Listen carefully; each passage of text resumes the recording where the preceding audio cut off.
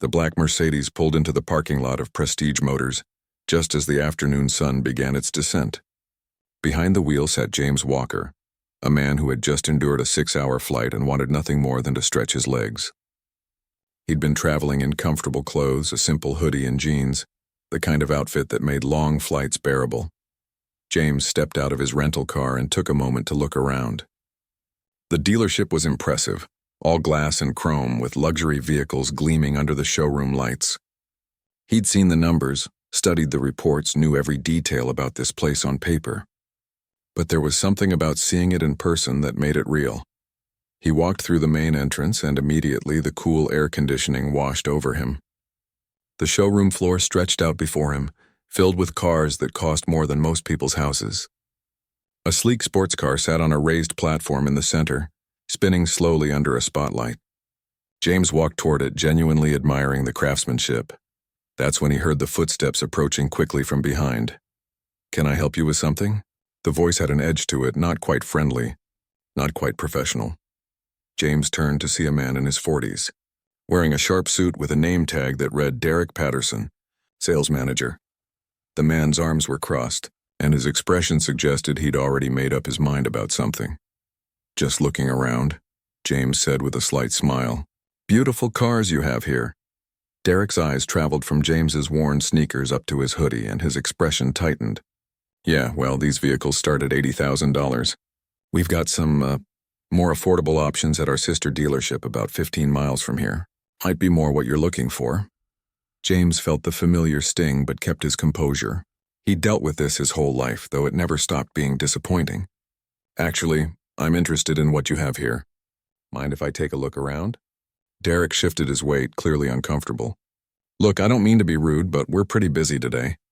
These cars require serious buyers, and I can't have my sales team wasting time with people who are just window shopping." "Window shopping?" James raised an eyebrow. "You haven't even asked me what I'm looking for." "I've been in this business for 15 years, Derek said, his voice dropping lower. "I can tell who's serious and who's not. Trust me, you'd be happier at one of those dealerships that work with, different financing options." A young salesman nearby pretended to be very interested in his computer screen, but James could see his ears were bright red. Another employee suddenly found urgent business in the back office. James took a deep breath. He could reveal who he was right now, could watch this man's face crumble as reality hit him, but something made him hold back. He wanted to see how far this would go, needed to understand exactly what kind of operation he'd just purchased. "I'd like to speak with the general manager," James said calmly. "About the business operations here." Derek actually laughed at that. "The general manager? You want to complain? About what exactly? Me doing my job?" "I want to discuss how this dealership runs," James replied, keeping his voice even.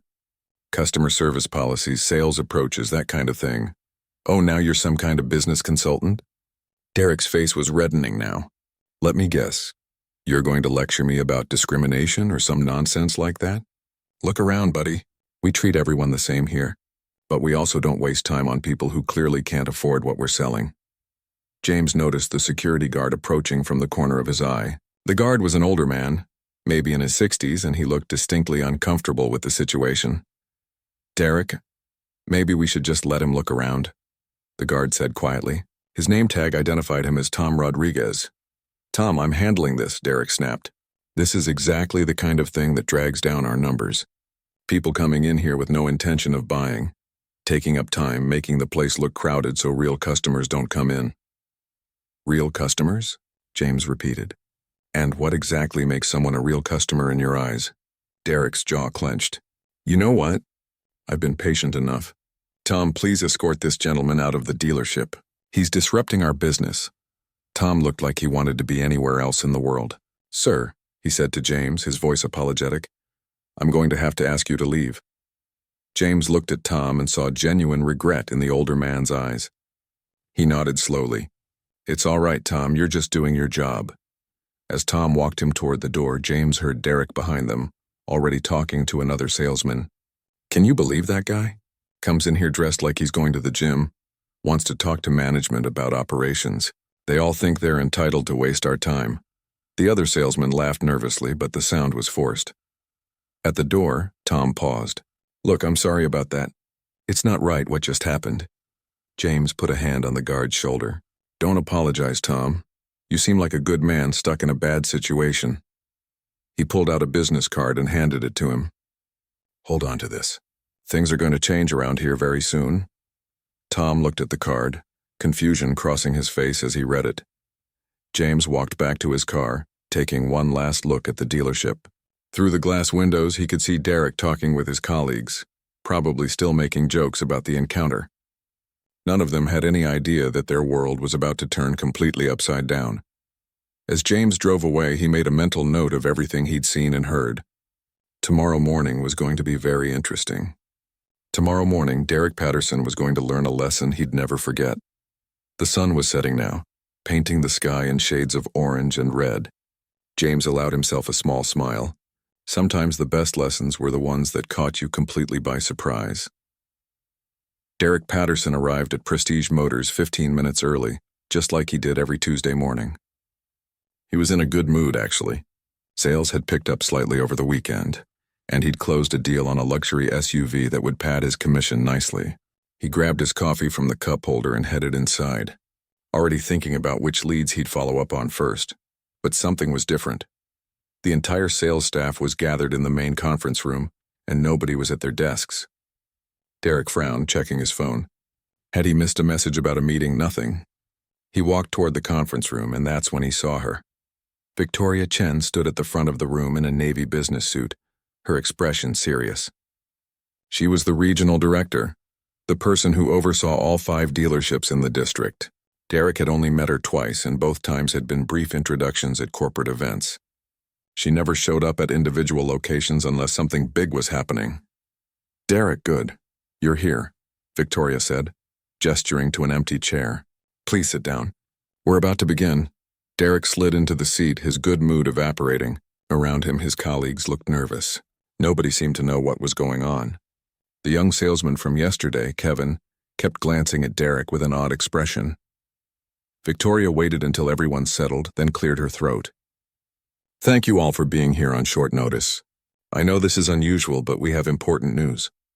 As many of you know, Prestige Motors has been struggling financially. We've seen declining sales, negative reviews, and a significant drop in foot traffic over the past 2 years." Derek shifted uncomfortably. He'd blamed the economy, the competition, everything except the dealership itself.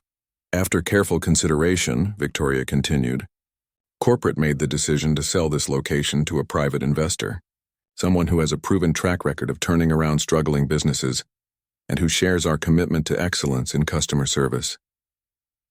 Derek's stomach dropped. A new owner meant changes, evaluations, possibly layoffs.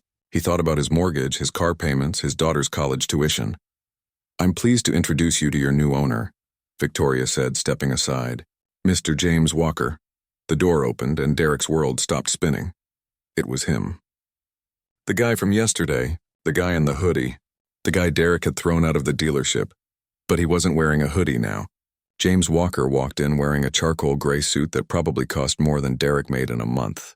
His shoes were polished to a mirror shine, and he carried himself with the quiet confidence of someone who'd earned every bit of his success. Derek felt the blood drain from his face. Around him, several employees who'd witnessed yesterday's incident were going pale too. Kevin looked like he might be sick. James stood at the front of the room and smiled, but it didn't quite reach his eyes. "Good morning, everyone.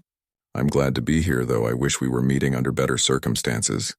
His voice was calm, professional, nothing like the casual tone he'd used yesterday.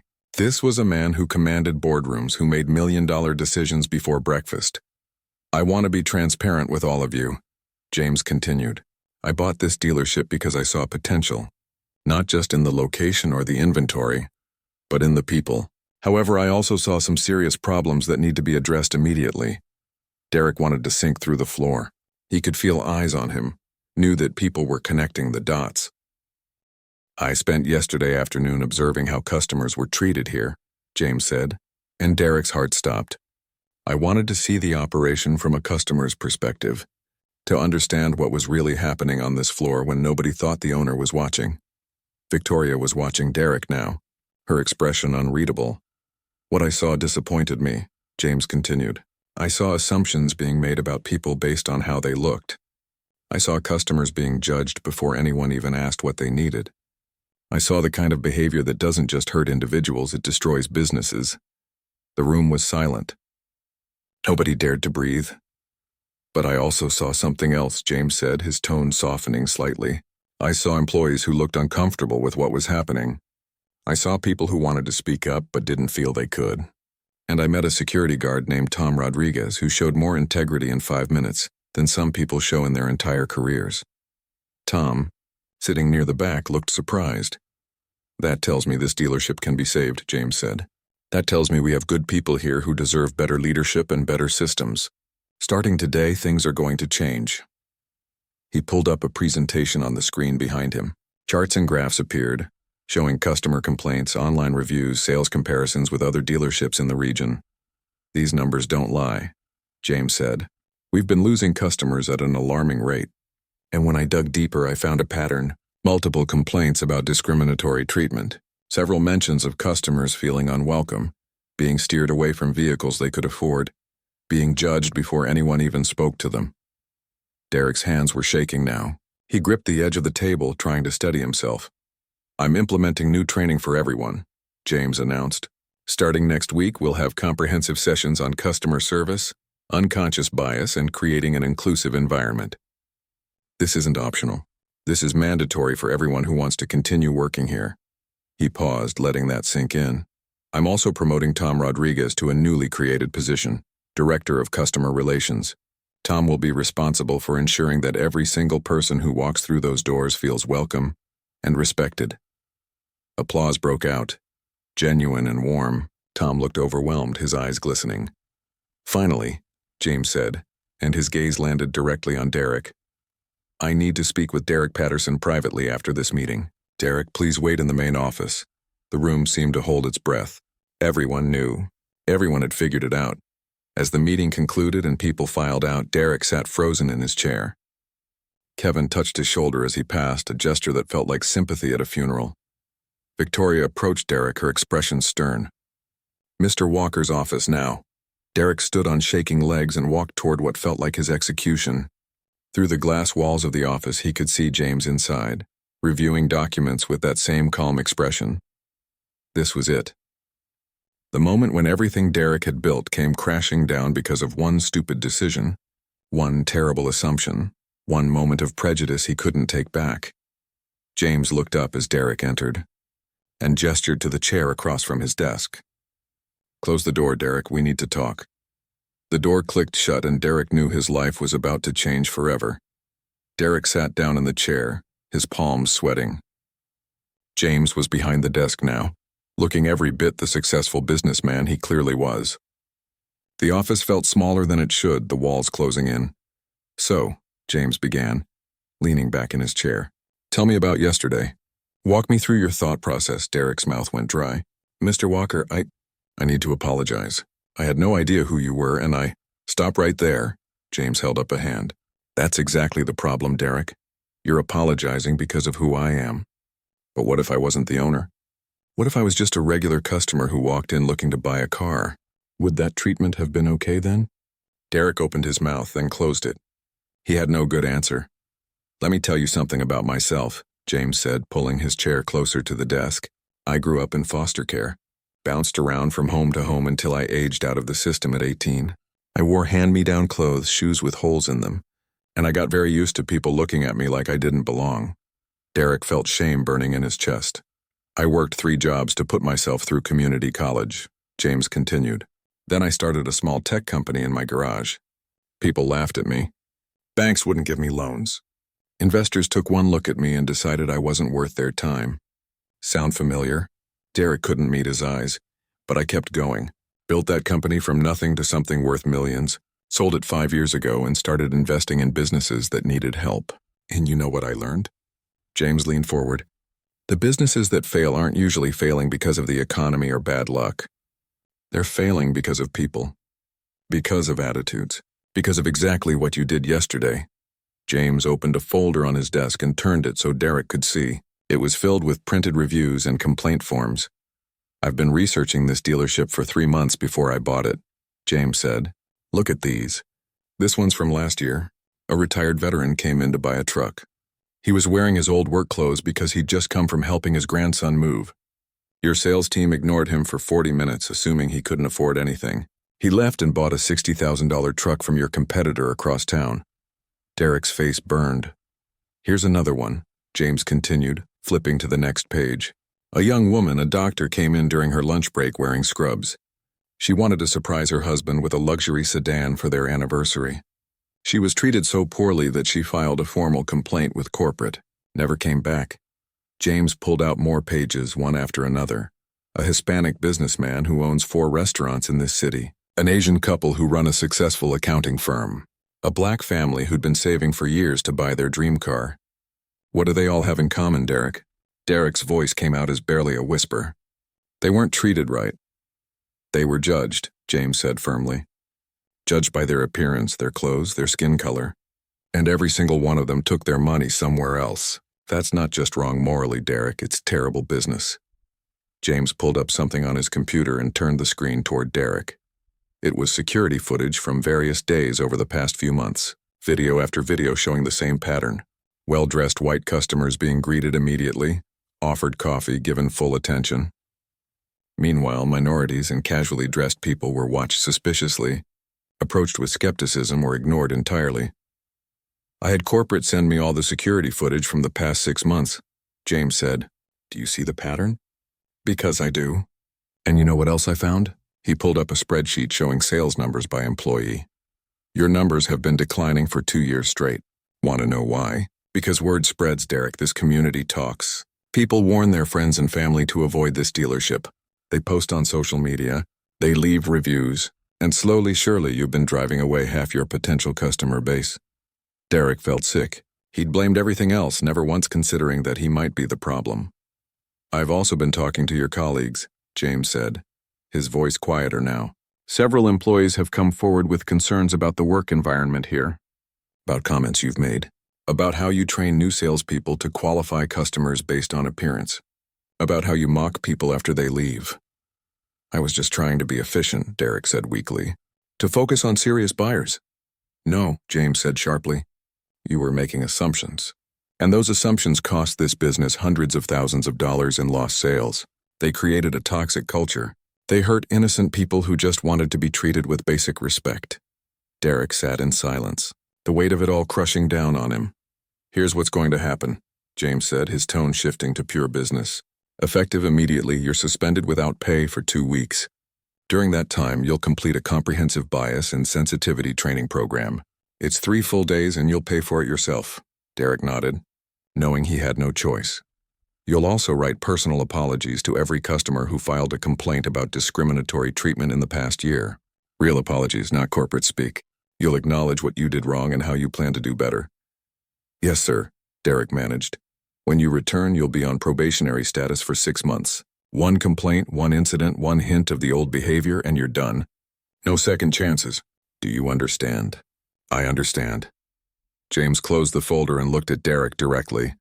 I'm giving you this chance because I believe people can change. I've seen it happen. But change requires acknowledging the harm you've caused and doing the hard work to be better. This isn't about me forgiving you, Derek. This is about you earning back the trust of every customer who walks through that door. Derek stood, his legs unsteady. Can I ask you something? James nodded. Why didn't you just fire me? Why give me another chance? James was quiet for a moment. Because firing you doesn't fix the problem. It just moves it somewhere else. Someone else's dealership. Someone else's customers. I'd rather invest in helping you become better than pass the problem to someone else. But make no mistake, this is your last opportunity. Derek walked to the door, then paused. For what it's worth, I really am sorry. Not just because you're the owner. Because you're right. About all of it. James didn't respond, just watched as Derek left the office. Through the glass walls, Derek could see his colleagues working, pretending not to watch. Tom caught his eye and gave him a small nod. Not quite friendly, but not hostile either. It was more than Derek deserved. As he gathered his things from his desk, Derek realized something. He'd spent 15 years in this business thinking he knew everything. Turned out he didn't know anything at all. The real question was whether he could actually change. or if this was just the beginning of the end. 3 weeks passed, and Prestige Motors was becoming a different place.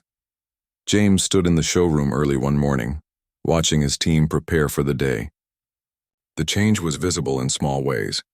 The way salespeople greeted every customer who walked in, regardless of what they were wearing. The way Tom moved through the space, checking in with both staff and visitors, making sure everyone felt welcome. The way the whole atmosphere had shifted from cold and judgmental to warm and professional. But James knew the real test was still coming. Derek had completed his suspension and training. He'd written the apology letters, all 23 of them. Some customers had responded with forgiveness. Others had simply ignored them. A few had written back with anger that Derek probably needed to feel. James had read every letter before they went out, making sure they were genuine. Now Derek was back, quieter than before, working under Tom's direct supervision. James watched him interact with a young couple looking at SUVs. The old Derek would have sized them up in seconds, made assumptions. This Derek was listening, asking questions, treating them with respect. Whether it was real change or just fear of losing his job, time would tell. The training sessions James had implemented were mandatory for everyone, and he'd brought in experts who didn't sugarcoat the issues. They talked about implicit bias, about the real cost of discrimination, about how to recognize assumptions before acting on them. Some employees had resisted at first, defensive and uncomfortable, but gradually something shifted. People started sharing their own experiences of being judged, of feeling unwelcome in stores or dealerships. The conversations became real. Kevin, the young salesman, had pulled James aside after one session. "I should have said something that day," he'd admitted, his voice heavy with regret. "When Derek threw you out, I knew it was wrong, but I was scared of making waves." "I'm sorry," James had appreciated the honesty. "The important thing is what you do moving forward. Be the person who speaks up next time." But the biggest challenge came on a Tuesday afternoon. James was in his office reviewing inventory reports when Tom knocked on the door, his expression troubled. "We have a situation," Tom said quietly. "I think you need to see this." James followed Tom to the security office, where multiple monitors showed different angles of the showroom. On one screen, Derek was standing near the luxury section, talking with another salesman named Rick. A black couple in their 30s had just walked in, dressed casually in jeans and t-shirts. Tom turned up the audio feed. "Let me handle this one," Rick was saying to Derek. "You focus on that other lead." "No, it's fine, I've got it," Derek replied, but his voice was tight, nervous. James and Tom watched as Derek approached the couple. His body language was stiff, uncertain. This was his test, and everyone could see he knew it. "Good afternoon," Derek said, and James could hear the effort it took to sound natural. "Welcome to Prestige Motors. I'm Derek. How can I help you today?" The woman glanced at her husband, then back at Derek. "We're looking for an SUV, something with good safety ratings and space for our kids." "Great," Derek said. "We have several excellent options. What's your budget range, if you don't mind me asking?" The husband hesitated. "We're flexible. We want to see what you have first." James watched Derek's face carefully. He could see the old instincts fighting with the new training. The pause lasted just a moment too long. "Of course," Derek finally said. "Let me show you our full range of SUVs. We've got everything from our mid-range models to our luxury line, whatever works best for your family." He started walking them toward the vehicles, explaining features, asking about their needs. It wasn't perfect.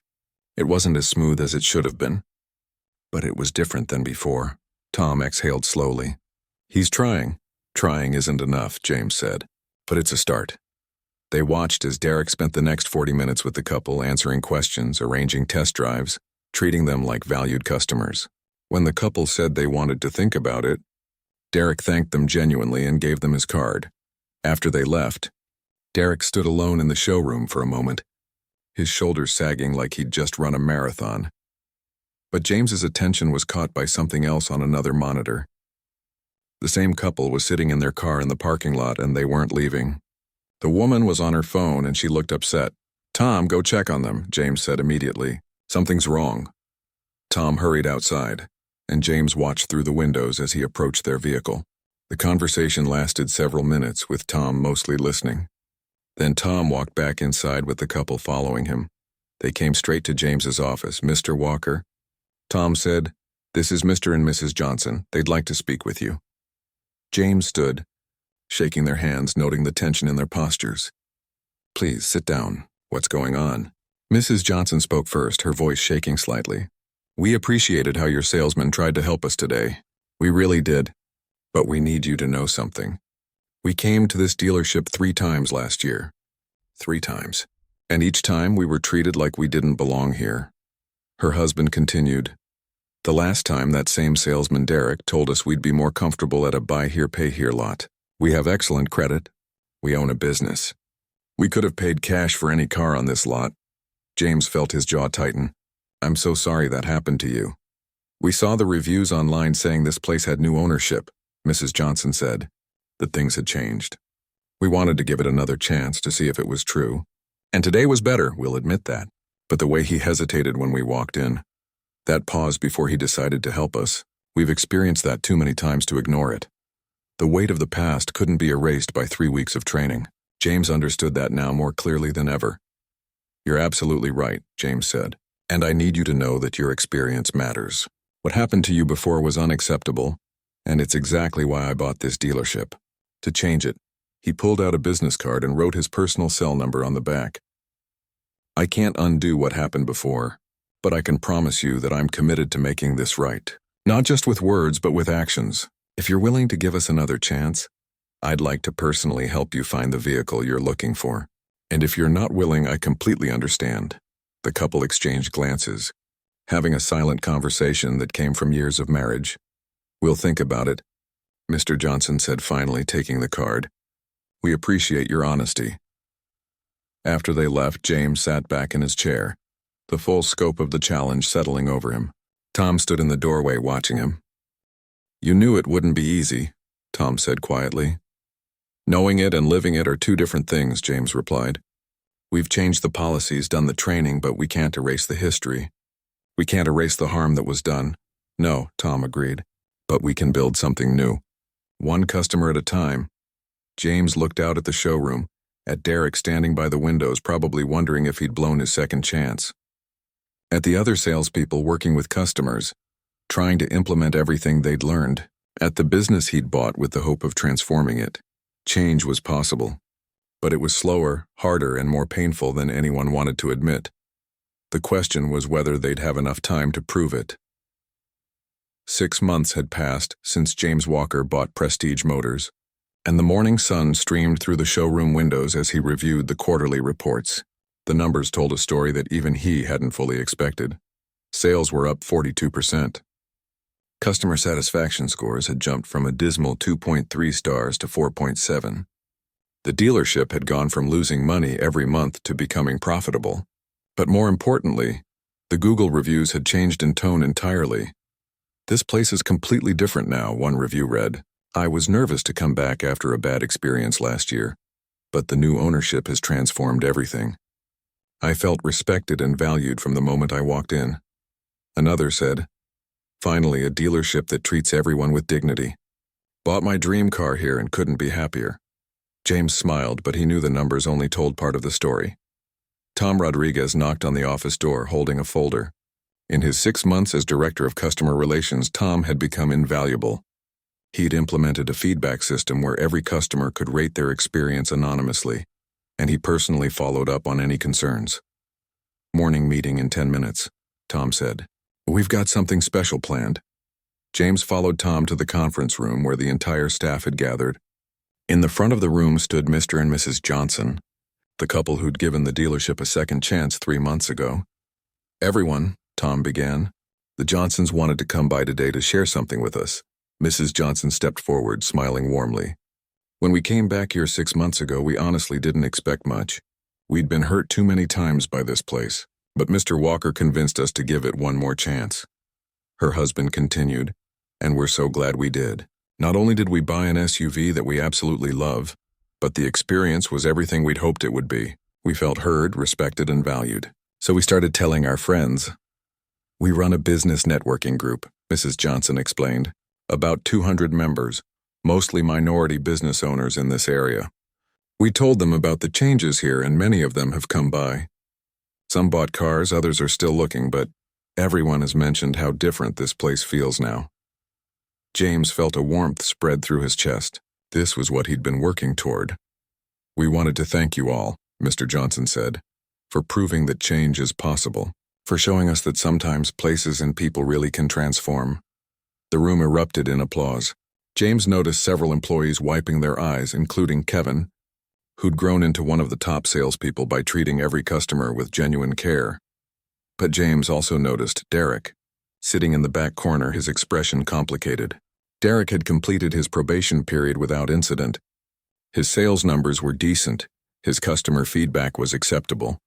But there was a distance to him now, a hesitancy that never quite went away. After the meeting, as others chatted excitedly, Derek approached James. "Can we talk?" Derek asked quietly. They went to James's office, and Derek sat down with a heavy sigh. "I'm resigning," Derek said simply.